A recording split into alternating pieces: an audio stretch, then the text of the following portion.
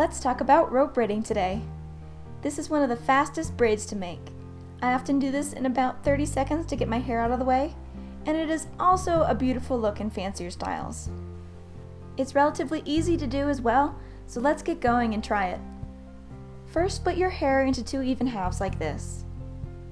Then with one strand, you'll want to twist it a few times. I do this by twisting the strand as far as I can with one hand, then pinching it with the other while I reset the first hand to keep twisting. Once it's twisted up a bit, note which direction you twisted the strand in. In this example, the strand was twisted counterclockwise. So then twist the 2 strands together 180 degrees in the opposite direction, clockwise here. With this second strand, also twist it up a bit counterclockwise, and then again twist the 2 strands together 180 degrees clockwise.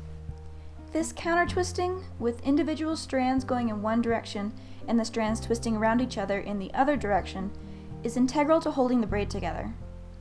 If the strands were twisted in the same direction that they were twisted together, all the hair would just blend together and wouldn't make a braid. If you want a tighter rope braid, twist the individual strands many times and twist them together tightly. If you want a looser rope braid, just twist the strands once or twice before twisting them together.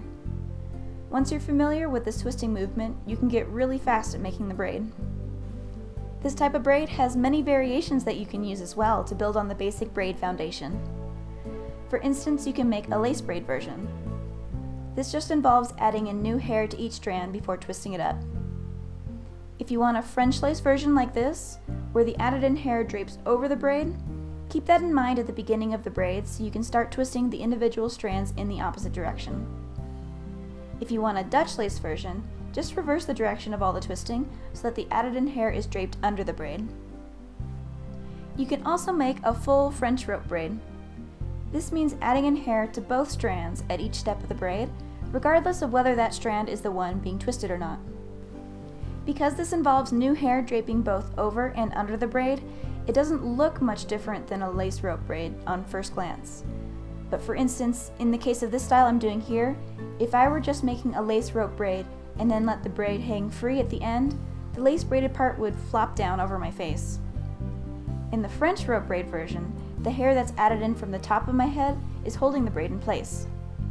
In this way, you can see how braiding techniques can be used for structural purposes as well as aesthetic. And that's all there is to it. There are even more advanced versions of the rope braid available. I won't cover them here since this is just a basic braiding tutorial, but I have made other videos with these methods, so if you like the look of the rope braid, check those out to see what else you can do.